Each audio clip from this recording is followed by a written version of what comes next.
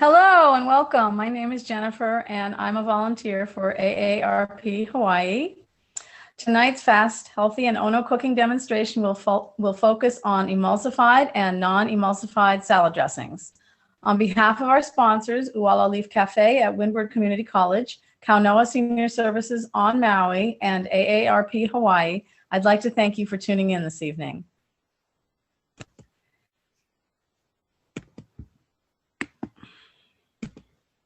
If you're unfamiliar with AARP Hawaii, we are a membership organization for people 50 and older, but what we do for everyone. We hope that with this cooking series, you will learn some techniques that you can use to build or maintain a healthy lifestyle. So we're going to do a quick bit of housekeeping. This is a picture of what you should be seeing at the bottom of your Zoom screen on a PC and possibly the top of the screen on an iPad. Everybody is currently on mute. If you want to submit a question for the chef, please click on the button that says Q&A and type in your question. Jackie Boland will be monitoring the questions and making sure they get to the chef. If you're watching on Facebook Live, you may type your questions in the comments. We won't be using the raise hand command because questions will be submitted in the Q&A. The chat command also isn't necessarily going to be needed unless you want to communicate a technical issue to the staff. We are giving away 3 prizes of custom spices from the Uala Leaf Cafe via random number drawing. If you are chosen, you will receive notification from Jackie Boland via private chat. You'll need to confirm your name and email so that we can contact you about where to send your prize. And now I am pleased to introduce Chef Daniel Swift.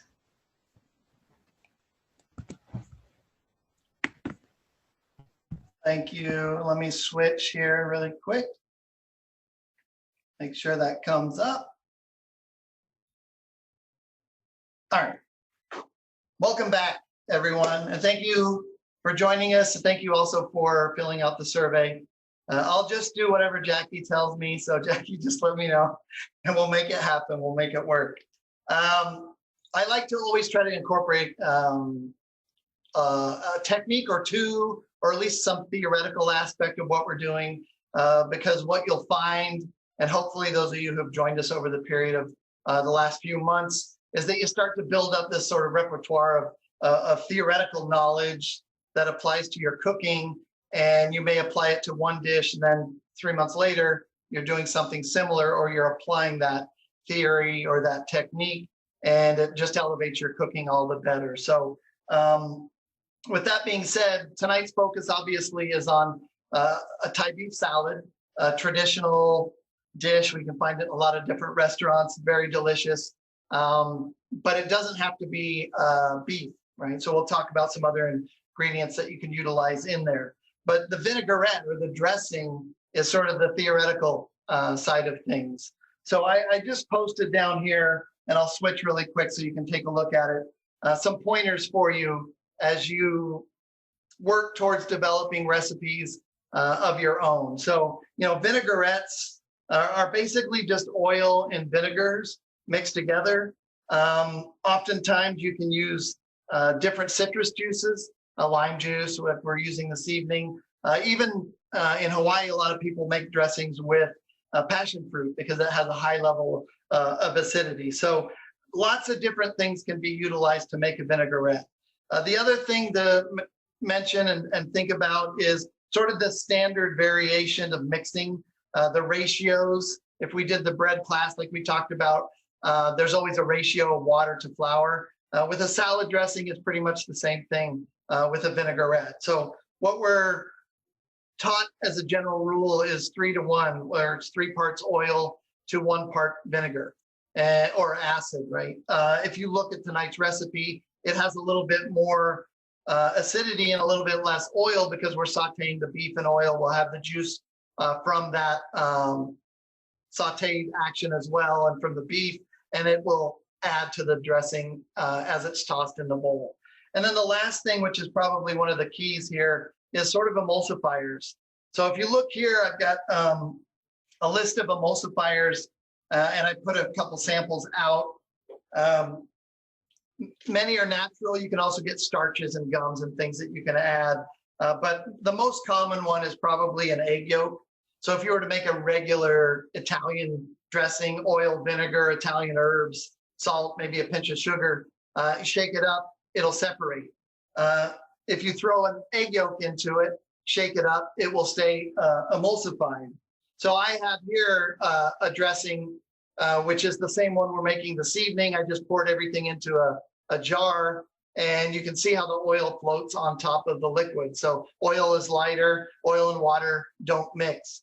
But an emulsifier will allow that to blend together and stay stable for a longer period of time. It's not always permanent, but it can be.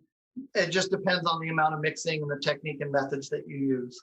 I also have mustard. This is very popular. A little squirt of mustard in there acts as an emulsifier. The coating on the mustard seed is a natural emulsifier, so that works as an emulsion. Honey is a good one. Garlic is an emulsifier, so garlic paste or blended will also work for that. So lots of different things out there. I just wanted to let you know that if you want to try to stabilize your dressings and create an emulsified one, you need to add an emulsifier to it. And then that's not to, we don't really want to go into the cooked dressings. There's also ways to do it where it's cooked with starch and it stabilizes it, but we're just trying to keep everything fresh today. And if there's any questions, just feel free to ask them as we progress here. I'm just going to shake this up. This is a really simple way to make your dressing. This one or other ones, other vinaigrettes. Put all your ingredients in a jar, put a lid on it, and shake it up. And you can see now that I've shaken that up, those all those ingredients came together and made it.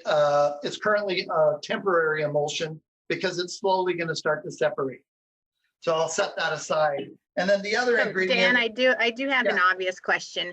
Yeah. What's the advantage of, like, what is the difference? Does one taste better than the other? What is one preferred? Why do an emulsified and a non-emulsified?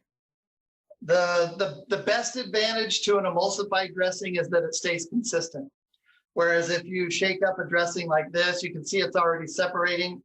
And maybe I don't notice that and I pour it off. So I'm getting more oil than vinegar or oil than, in this case, fish sauce or lime juice.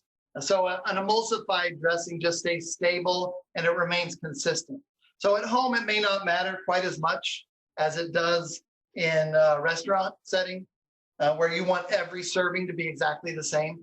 But at home, it doesn't really matter that much. So there's not really necessarily a taste difference other than maybe the richness that you would get if you're using, for example, an egg yolk or a squirt of mustard. You'll get that flavor, but it doesn't, that's not the main driver for an emulsified dressing. Mainly it is to impact texture and keep it consistent. And so Jane is asking a question that's on my mind, which is basically these dressings don't have preservatives in them. So how long can you keep them, particularly the one with the egg yolk? How long would you keep that in your fridge? Yeah, because the acid levels are so high, they will last a long time. So I don't have a problem keeping it in there 4 weeks, 3 to 4 weeks, maybe even 5, depending on other items that you have in here. I'm not worried about the egg yolk. In this case, I'm really more worried or concerned about the peppers rotting. You know, they'll tend to get a little soft. You might get a little fermentation. But sometimes that's hard to pick up on if you have a highly acidic dressing. But you don't really have to worry about the egg yolk because it will be cooked from that acid. But you know, a month, no problem at all. And Rebecca's just asking, is there a specific kind of vinegar that you're using? Yeah, this is lime juice, but any vinegar, and that's kind of why I wanted to point out the ratios. If you look at literally hundreds of types of vinegars out there, there's dozens of types of oils. So there's literally thousands of combinations that you can come up with yourself to create your own dressing. So it's really more of a taste preference, depending on what it is that you like. So I encourage people to experiment and play around a little bit. And if you're making smaller batches, you're just fine. The other thing that I would say about this, and you can see this one had the yolk in it, and it's blended, and this will stay stable much longer than the one I made earlier. You can see it's already separated. But also there's some tools that you can use to help create emulsified dressing that will last even longer. Because what we're doing here, the ultimate goal is to take that oil and break up the molecules basically to where they're so small that they're suspended in the liquid, whether it's lemon juice, lime juice, vinegar, whatever. When you use a small food processor, a blender, this blender is obviously too big for the small recipe that we're doing, or if you use an immersion blender. These are great. If you haven't used one of these at home, you can get them very inexpensively. Basically like an upside down blender. So it has the blade very much like you have in a blender, but it's on a stick. And you can then just go directly into your soups. You can go directly into your dressings like this. Give it a little pulse.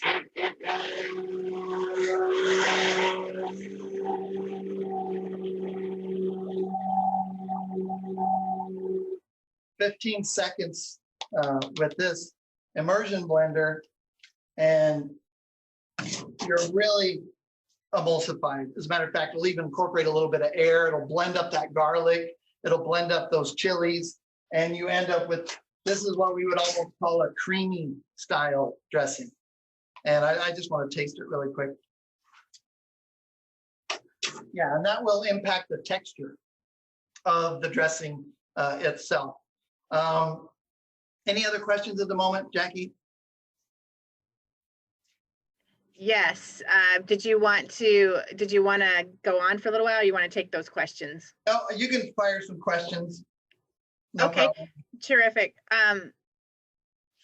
So Linda is asking, is raw egg yolk safe to consume? Yeah, absolutely. The eggs that we get are pasteurized, but because they're being mixed with that acid, it's no problem at all. Okay. So you can buy the pasteurized eggs though in the shell, and you don't have to worry about it like you did in the olden days. Great. And then JR is just saying, not a big fan of vinegar. Which vinegar is the most mild? Oh, it's hard to say. I think if you Rice wine, they all have acidity percentages, and it may range from 6 to 14%. I know Jackie loves balsamic vinaigrette or vinegar, and those reductions that you get that are aged over time.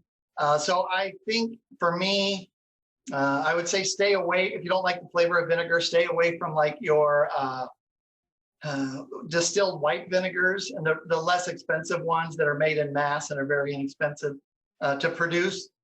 If you move towards like your cider vinegars, there's raspberry vinegars. There's just so many out there that take on flavors of the items that they use to make them, that you can definitely find one that will work for you. I think there's a place in Kailua that has oils and vinegars where they do tastings. I'm not sure if it's still open. They have little barrels on the shelves, and you can make your own oil or mix your own oils and blended vinegars and things like that. But educate yourself. There's a lot of stuff out there on that. But white wine vinegar and rice wine vinegar are pretty mild, yeah? Yeah, and they may have sugar in them. Some of them may even have alcohol in them.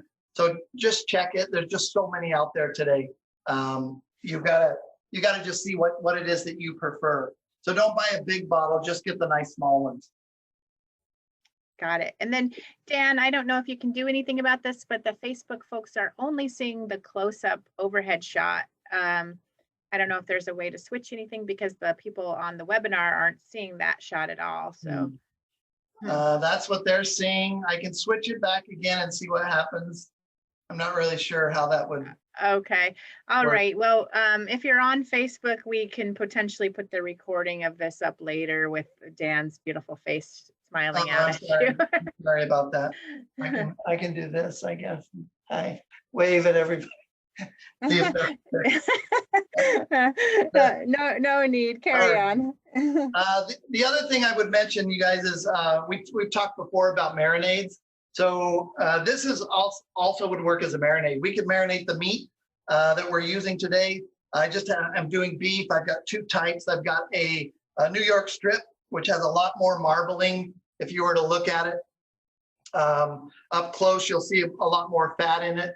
That works well for certain items. If you're staying away from saturated fat, you can go with something like a chuck or the top sirloin. much less fat, much less marbling, but a little bit more tough, a little bit less tender than you'll find with the New York. So I'm going to use the New York, and I'm just going to put it in the bowl that I mixed the dressing in. A little bit of salt and pepper is all I need.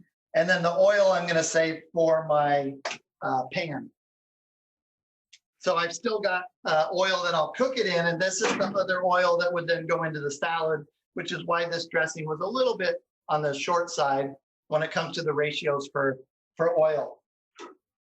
And all I have to do is mix this together to coat the beef.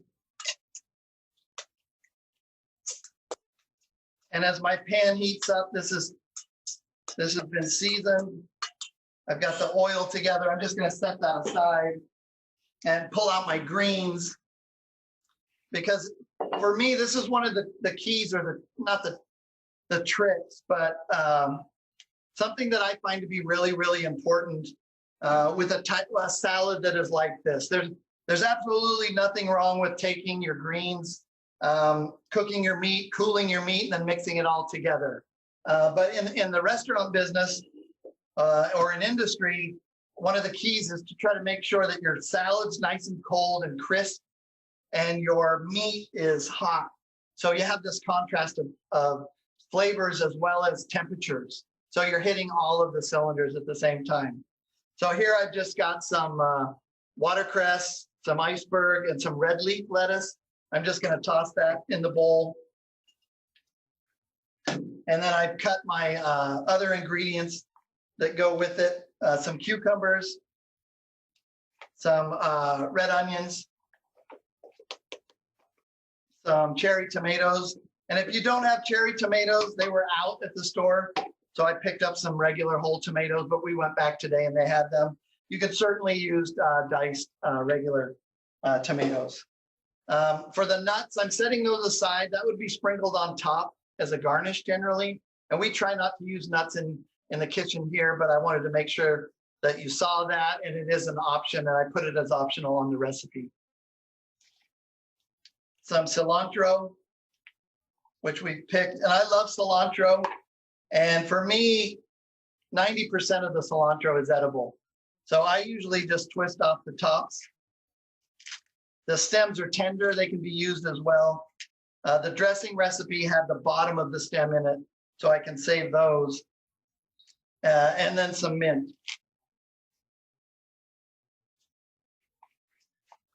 So I always make sure that I get this set and ready so that when the beef is done, it's good to go. So I've got my dressing, I've got my salad ready. I've got the plate. I'm just going to reuse the plate that I had here. Did that work on the camera switch, Jackie, or is it still?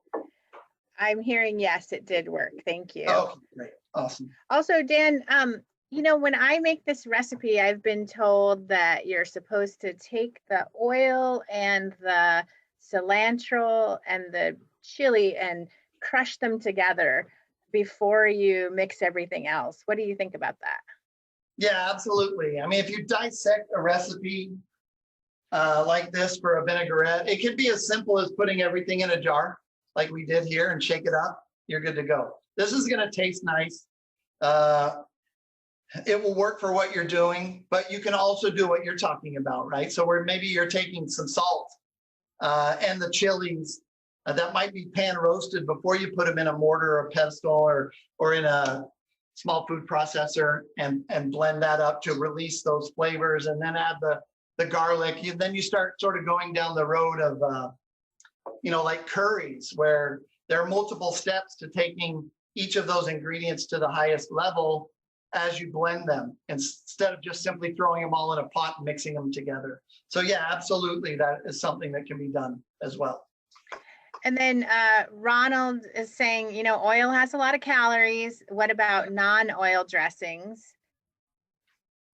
Yeah, absolutely. I think if you move towards, depending if you want sugars in your diet or what you're trying to watch, you can get some fruits that offer that same sort of similar texture, but you oftentimes get sugar with it, whether it's beets or something similar, a mango puree, where you get that almost like that faux fat texture in your dressing, but you oftentimes end up with a little bit of sweetness. But there's probably also some other items out there on the market.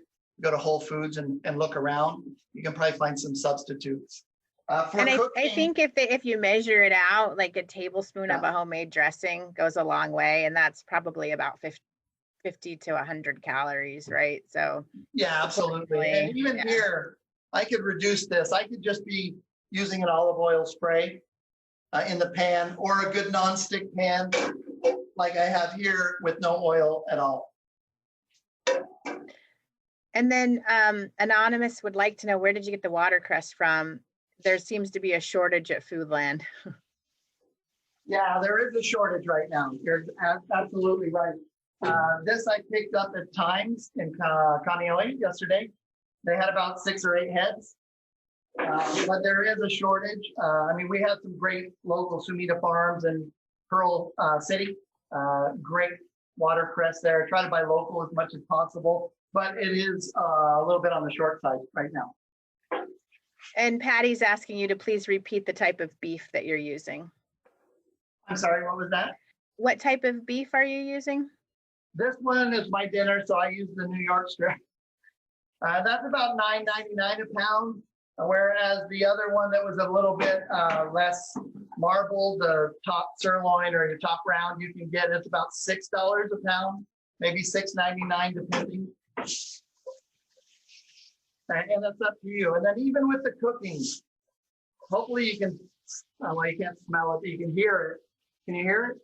Sizzling? Nope. No? Probably splattering all over the camera now. Oh, a little bit. Well, it's sizzling, you can hear it. This is just enough meat for like 1 serving, and the recipe serves 4, so you would be using the additional meat as well. But since there's no one here to eat it, I just did the 1. The other thing you want to think about is the this is the steam that I'm talking about. But what temperature do you like your steak? If you like your steak medium rare, then you slice it thin, and it's a very fast saute. If you watch me cook that was only probably I don't know, maybe 2 minutes tops, and a quick toss. And I want this to be like a bunch of little medium rare steaks when I eat my salad. So I can just now simply mix those together. Sometimes we just, when we're barbecuing steak for dinner one night, we just make an extra piece and we use that the next day for the Thai beef salad. Oh yeah, absolutely. That works perfect. And then I'll switch here so you can see how colorful it gets. And then the dressing, I'm gonna just sprinkle some on top and start to work it in, because I've got the flavors from the drippings from the beef. Now I can get all of my lettuces coated, my cucumbers, my tomatoes. And then you always want to taste it. I try not to do that that often when we're cooking or doing a show, because then you have food in your mouth. But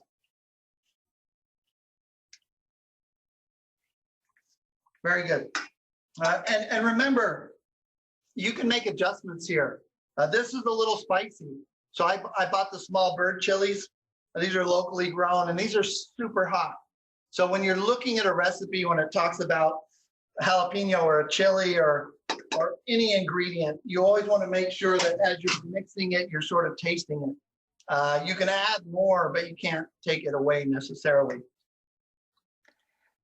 Somebody is asking, is there a low sodium fish sauce? That's a great question. I do not know the answer, but I bet someone watching could do a quick Google search. And while that's happening, David wants to share that olive oil company in Kailua is called Island Olive Oil Company, and it's next to Whole Foods. All right, thank you, David.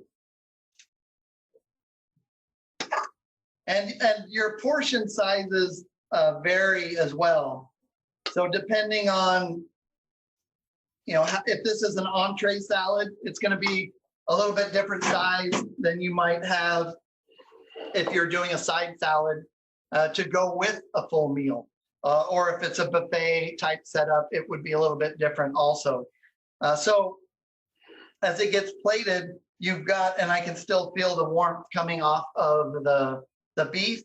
And for us in industry, this is the real trick, is like, how do you get this particular item in front of the customer where the meat is still hot, it's medium rare, the salad is crisp and cold. So the window is really, really small. And that's what makes our industry challenging, is being able to deliver products like that to the consumer at the height of perfection. Now, if someone wants it cold meat and cold salad and cold dressing and all of that, that's easy. But to do it where the salad is peak freshness and chilled, the meat is medium rare and still hot, that's the hard part. And that's what makes a real difference as you start going around and trying to explore some new recipes and ideas like that. And so we have quite a few questions about recipe substitutions. Yeah, do you want to take those now? Yeah, go ahead. Okay, so how would you substitute tofu? I mean, obviously you could throw tofu in there, but would you have a recommended preparation for the tofu? Yeah, I'm always doing the same thing with tofu. Generally, I mean, it depends. There's a few items that I'll use soft tofu for, but in general terms, I will always use the firm. There's some great local tofu as well that you can get, but if you start with the firm tofu and you drain it well, and then you want to take it out, usually I'll cut it in half and I'll lay it on a towel, because what we need to do is get the moisture out of it. So that would be 2 pieces covered with a towel and then lightly weighted. We pull the moisture and the water out of the tofu, and then we would marinate it in the dressing. So what I always relate tofu to, especially the firm tofu, it's almost like a sponge. So it doesn't have a ton of flavor on its own. It has some, but what we can do is then drain the liquid, pull the liquid out of it, toss it in the marinade or the vinaigrette or whatever it is you're using it for, and it will reabsorb that. So now it gets the flavor inside of the tofu, and it makes all the difference. It would not need to be heated, although it could be. Firm tofu will hold up to a quick sear, no problem, but it would be good in cold, no problem at all as well. Thank you. And then Patty's asking, we know there's no cheese in this recipe, so what did you just throw on top of that salad? Oh, right there? That was the chopped nuts that I had from earlier. So I'm eating this, so, and I brought them from home. But like I said, in the kitchen here, our Chancellor, Artis Eschenberg, thank you for letting us do the class. We love her. She's allergic to peanuts, as many people are today. So we just eliminate them from having them in our kitchen, so we don't have any, allergy or allergic reactions to worry about. But for me tonight, this is our dinner. I'm gonna throw a little bit on top. Okay, and Norman's asking, can you recommend a mild chili to use for flavor? Yeah, absolutely. You may have noticed, or if you've watched the show in the last few months, I always tend to buy the tricolored small sweet bells. I've noticed 2 different brands around. The one that's in the store that I shop at currently, none of them were ripe. They were sort of yellow, green, and red, but most of them were all green at the top. But those do not have much heat, if any at all. Jalapenos vary. We did the poppers last week. 1 or 2 of the jalapenos we used were super hot. The same batch, there were some that had very little heat at all. So, stay away from the smaller Thai chilies or bird chilies or Hawaiian chilies, the little tiny ones. Stay away from habaneros, but a jalapeno is generally, if you want just a little bit of heat, right there, sort of in the middle, works pretty well. But you can still get some that are really hot. Great, thank you. Before I ask the next question, I just want to let Joy and Clayton know that I sent you a chat because you won a door prize. So please respond to it if you'd like to get that door prize. Awesome. Okay, moving on. Beth wants to know, would you use basil in a Thai salad recipe? Absolutely. I almost did. My hardest challenge every week doing this class is like going to the store and getting the ingredients for the recipe I write and then seeing the basil. And like, oh, I want to put that in, or oh, I want to put this in. Absolutely. Any herb that you like would be great. And Wait, I gotta interrupt. Wouldn't basil overpower the cilantro? I mean, this is one of my favorite dressings, so I have to defend it. You don't want to dilute it too much, right? With too many flavors, wouldn't it become something else? it depends. I mean, for you it might, for someone else maybe not. If it All were right. the Thai basil and it was in there, what if you think about overpowering or herbs that bring a lot of character? Mint can easily overpower an item that it's on, right? So that would probably be more likely to overpower this salad than a Thai basil. But you do reach a point where it would probably be more of a substitution. So I don't know that I'd go mint and cilantro and basil and dill, and you know what I mean? You want to sort of remain true to the integrity of the ingredients that you are using, and sometimes more is not better.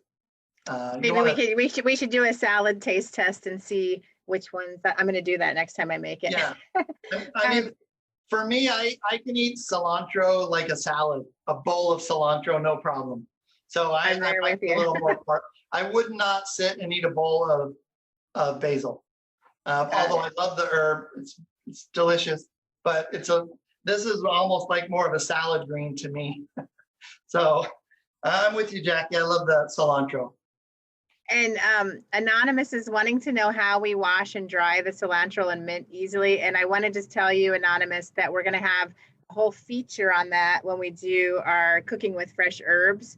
So, Dan, I don't know if you have time to go in depth into that, but yeah, I don't have a bunch of cilantro. I just used it all. But if you imagine this as being the cilantro, keep it tied. Usually it comes with a wire or a rubber band. I do a pot of ice water, depending on how limp it is. Sometimes you get cilantro, it's really limp, like the one we got today. So if you submerge it in ice water for a minute or two, then I just take it out and I simply shake it over the sink.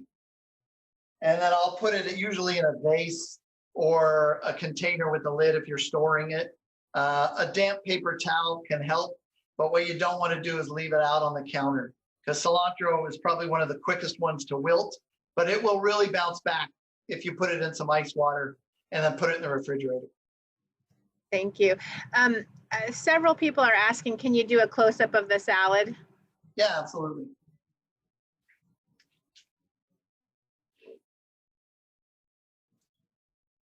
It looks so good. I think I can do it even closer. There we go. Oops, wrong way. Sorry. And again, when we talk about like the beef that was in here, it's already cooled.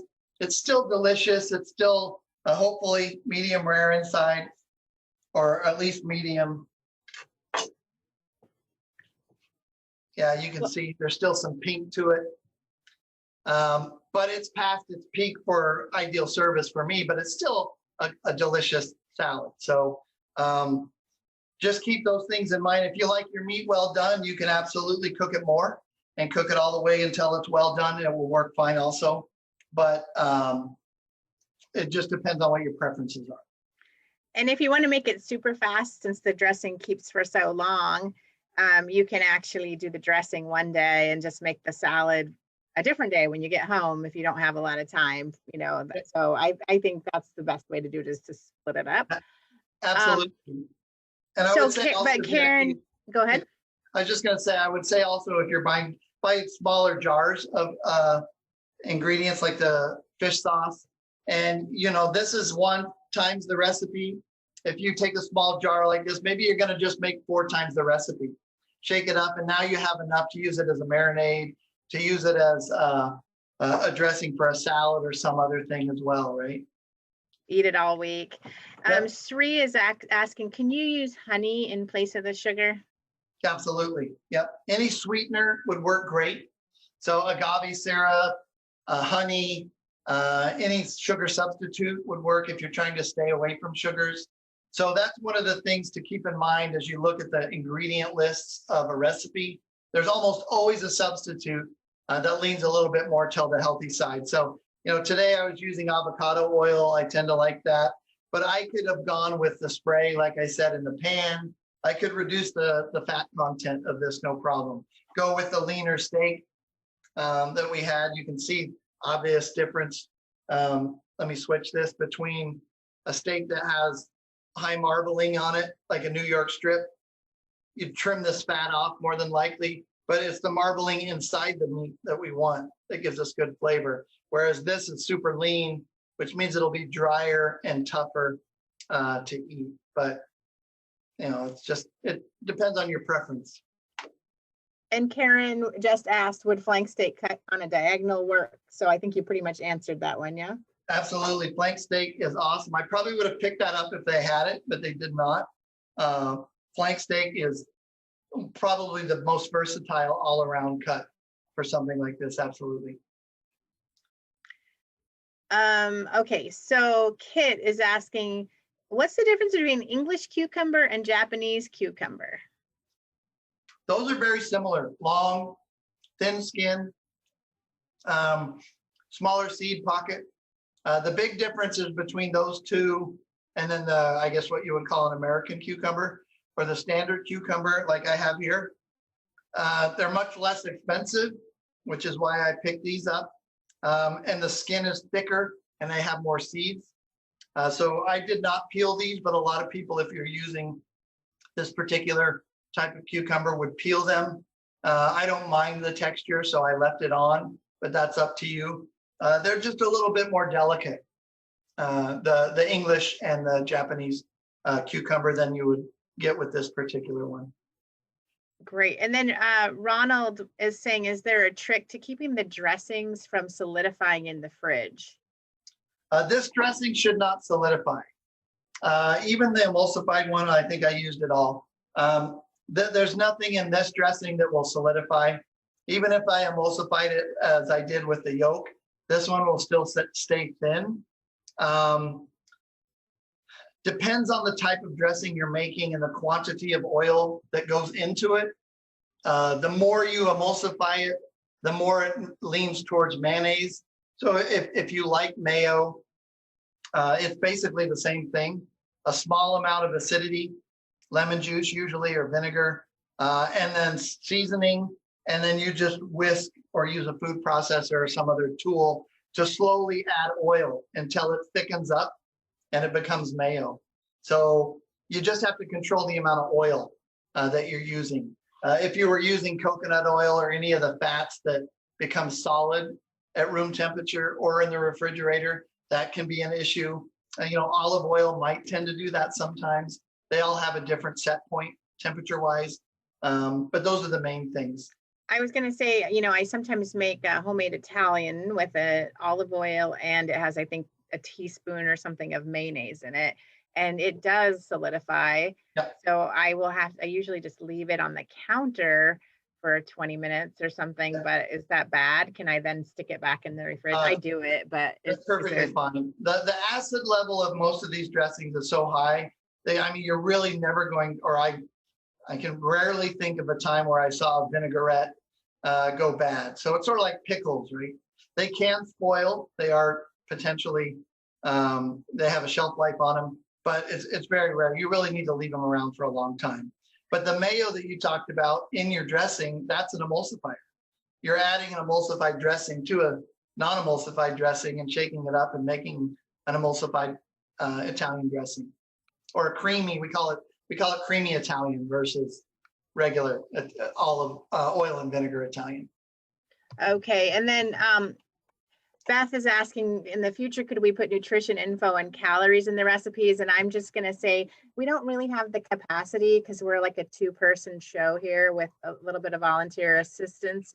But if you Google the recipes, a lot of people will have similar recipes that have that in it, so you can look at it that way. And then a lot of people, again, are asking for substitutions on the meat. So Dan, just to reiterate, you could use any steak in here. It's just your preference. I've actually, when I have leftover chicken, I've even used, or salad dressing, I've even used chicken on a salad in the same. I just love the dressing. It's terrific. Anonymous is asking about refrigerating fish sauce. We don't, but you probably could. I'm not sure if fish sauce even spoils, honestly. It's so salty. But you probably could. I don't think it would hurt it. Just try to stay away from the big bottles that'll stay on your shelf or in your fridge for the next 3 or 4 years, and then you run out of room in the refrigerator. But I don't think it would spoil on you. So you should be able to store it in there as well. Most of the bottles do tell you to store it in the refrigerator, I'm pretty sure. And Jackie, like what you were saying, think of your salad or even what we made this evening as this is just a vehicle for you to be creative with. So any type of dressing, this would have been great with ranch dressing, right?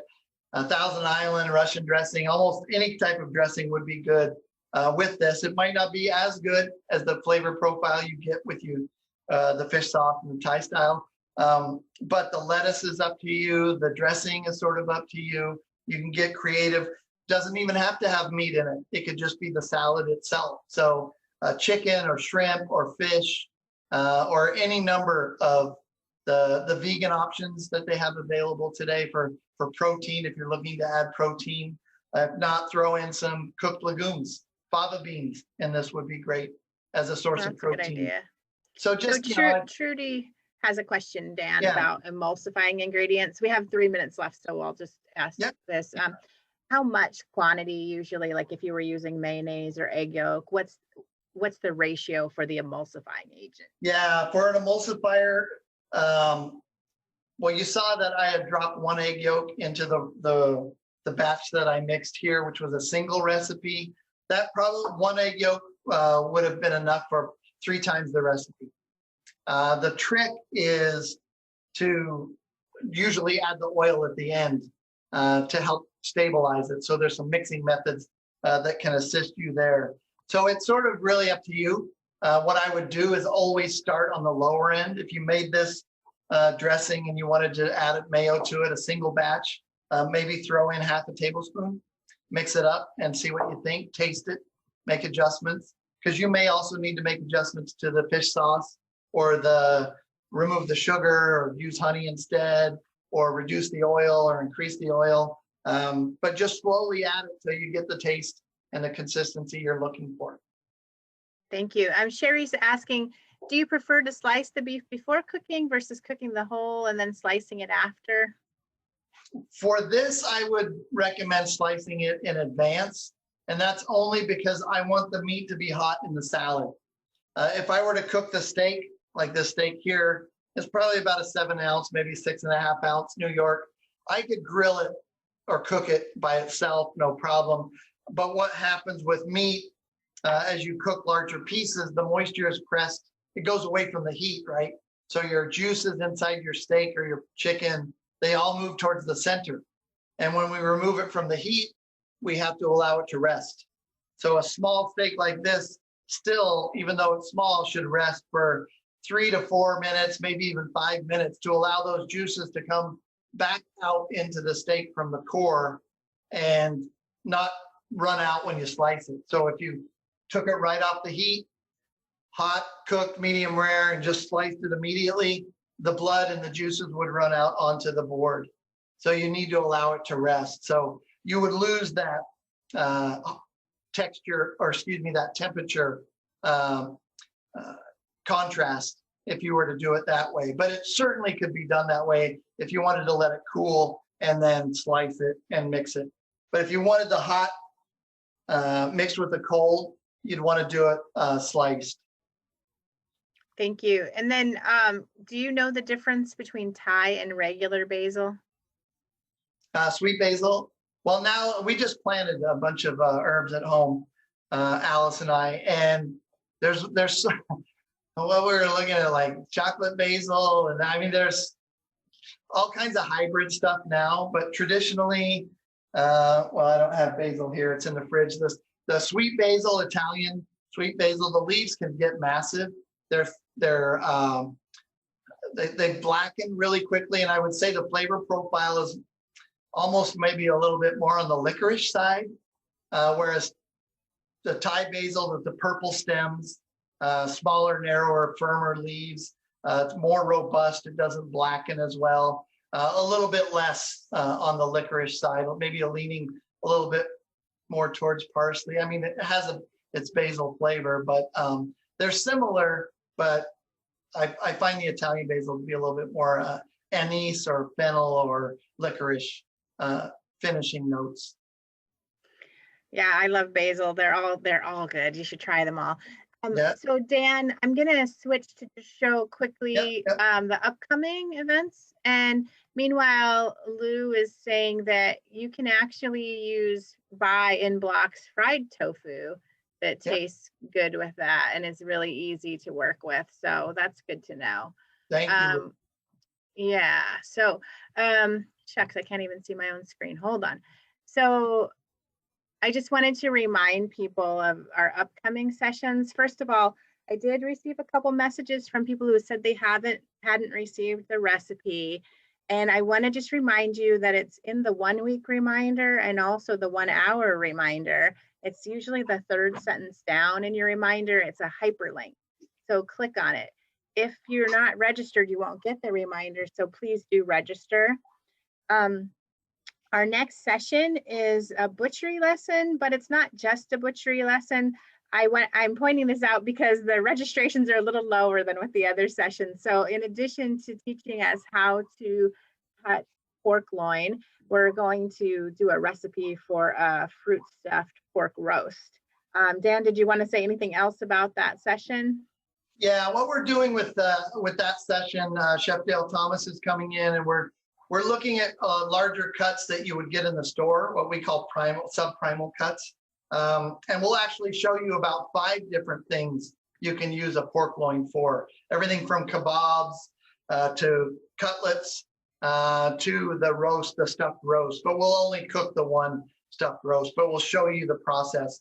So if you were looking to save money and purchase a larger cut that you could then process yourself at home, learn new techniques, and utilize in a lot of different dishes, then it's a great class for that. Great. And then, for those of you who were very interested in knowing what could be made in an Instant Pot, the Hawaiian luau at home session that we're doing is all about the pressure cooker. And of course, we're going to give you alternative ways of making it if you don't have a pressure cooker, but I'm hoping that we have a lot of pressure cooker fans that will join us on that particular session. So for you. And that is all in terms of, we do have a ton of upcoming events. If you're looking for something to do, aarp.org/HI, click on upcoming events. We have a ton of them. We're also always looking for great volunteers. So if you want to volunteer, please let me know. You could be a volunteer host for this very show. And I think we're out of time. So I thank you for participating. It looks like these are all just nice things that people are saying in the Q&A. So thank you everybody for your compliments. We really appreciate it. And we'll hopefully see you next week for Fast, Healthy, and Ono Cooking. And thanks, Chef Dan, and thanks, Jennifer, for your help tonight. Aloha.